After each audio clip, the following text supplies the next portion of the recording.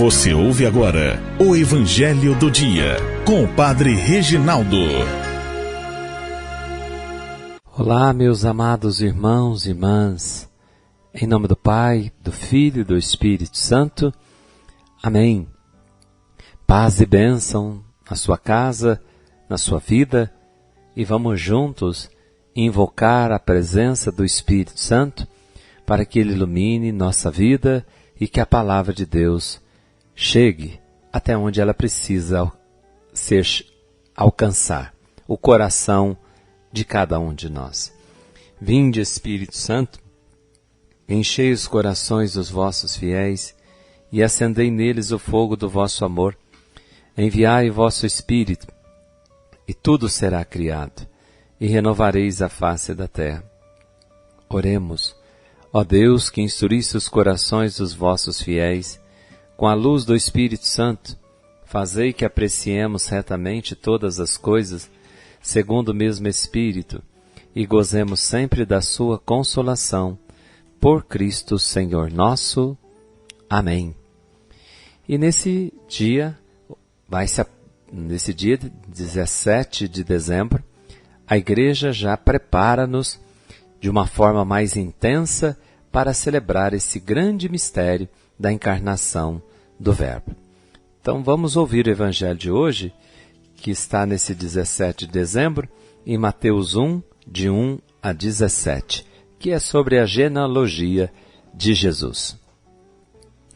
Livro da origem de Jesus Cristo, filho de Davi, filho de Abraão. Abraão gerou Isaque, Isaque gerou Jacó, Jacó gerou Judá e seus irmãos. Judá gerou Farés e Zara, cuja mãe era Tamar. Farés gerou Esrom, Esrom gerou Arã, Arã gerou Aminadab, Aminadab gerou Naasson, Naasson gerou Salmão, Salmão gerou Boaz, cuja mãe era Rute. Boaz gerou Obed, cuja mãe era Rute, e Obed gerou Jessé. Jessé gerou o rei Davi. Davi gerou Salomão, daquela que tinha sido a mulher de Urias. Salomão gerou Roboão, Roboão gerou Abias, Abias gerou Asa, Asa gerou Josafá, Josafá gerou Jorão, Jorão gerou Osias, Osias gerou Jotão, Jotão gerou Acás, Acás gerou Ezequias, Ezequias gerou Manassés, Manassés gerou Amon, Amon gerou Josias, Josias gerou Jeconias e seus irmãos no tempo do exílio na Babilônia.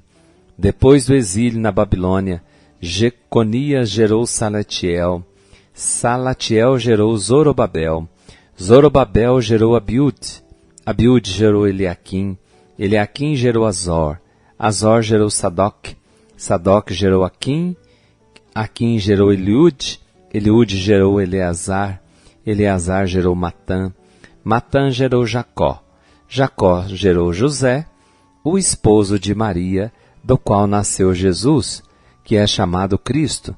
Assim as gerações, desde Abraão até Davi, são 14. De Davi até o exílio na Babilônia, 14. E o exílio da Babilônia até Cristo, 14. Palavra da salvação. Glória a vós, Senhor. Meus amados irmãos e irmãs, hoje nós vemos no trecho do Evangelho a genealogia de Jesus. Jesus entra na história e essa história de salvação é bonita. Então esse texto e pode parecer muito árido, monótono, mas só aparentemente, porque o texto que nós lemos, ele faz uma síntese da história da salvação e seu lento desenrolar em suas encruzilhadas decisivas. E toda a história da salvação vai ter seu ápice, seu cumprimento na pessoa de Jesus. E o evangelista Mateus coloca Jesus na linhagem de Davi, de Abraão. Como filho de Abraão, Jesus é também herdeiro de suas bênçãos. A promessa feita a Abraão recebe seu cumprimento em Cristo, Jesus, Filho de Deus. O Senhor Deus havia prometido a Abraão uma descendência e ele cumpre essa promessa. No Messias, filho de Abraão, toda a humanidade é destinada a receber a promessa. A esperança não morre, a chama não se apaga. Deus é fiel. Sua palavra ele cumpriu, e cumpriu-se a palavra de Deus. Jesus é o Messias, a esperança, a realização, o sonho, a realidade de Israel. Deus se fez homem em Jesus, entrando de cheio, no complexo das gerações humanas. E essa história humana, ela é feita de infidelidades, de afastamentos, de rebeldias. A Bíblia não esconde a infidelidade, não esconde também a presença da mulher e de mulheres que às vezes, até então, não tinham uma vida tão ilibada. Temos Raabe, que era prostituta, temos mulheres que eram pagãs e foram incorporadas à vida dos judeus. Então nós temos uma história que ela é feita de altos e baixos, de fidelidades e infidelidades, mas Deus não desistiu da humanidade. Deus não desistiu do homem, de salvar o homem. E entre os antepassados de Jesus, nós vamos encontrando grandezas e estados também de decadência, como na nossa história. Na nossa história também de família, se a gente pegar, quanta coisa bonita, mas tem também pecados. E muitas vezes na história, o ser humano rompeu a amizade com Deus, mas o Senhor nunca rompeu a amizade conosco. Deus tem o desejo de salvar o homem, salvar-nos dos nossos descaminhos que nos conduzem à perdição. O Senhor permaneceu fiel ao longo da história. Deus é fiel mesmo quando o seu povo é infiel. E vamos vendo na Bíblia, em dados momentos da história, para trazer seu povo de volta a si, o Senhor corrigiu-os, o Senhor puniu-os, o Senhor, vamos dizer, castigou-os para educar a sua criatura e levá-la ao arrependimento e à conversão. Irmãos, o desejo de Deus é salvar o homem, salvar a mim, a você, a humanidade.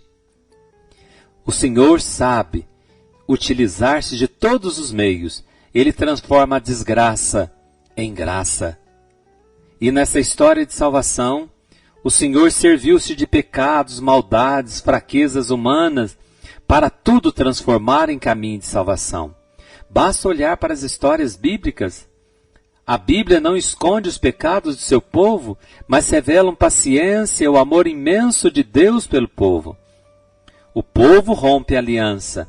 Quantos pecados, adultérios, injustiças, prostituição, mortes, guerras, alianças rompidas com Deus, pactos com o mal, na sua bondade e amor pelo homem. Sendo Deus o Senhor, o Todo-Poderoso, Ele soube esperar o momento certo de agir. E no tempo previsto, enviou seu Filho, único, para resgatar esse povo perdido, da qual eu me encontro, e você, e toda a humanidade. Não somente o povo de Israel, mas todos os homens da face da terra, homens e mulheres, a humanidade. Deus quer salvar a todos, e na história de salvação estão presentes os nomes, como eu já disse, de estrangeiros, de prostitutas, homens e mulheres cheios de fraqueza e pecado.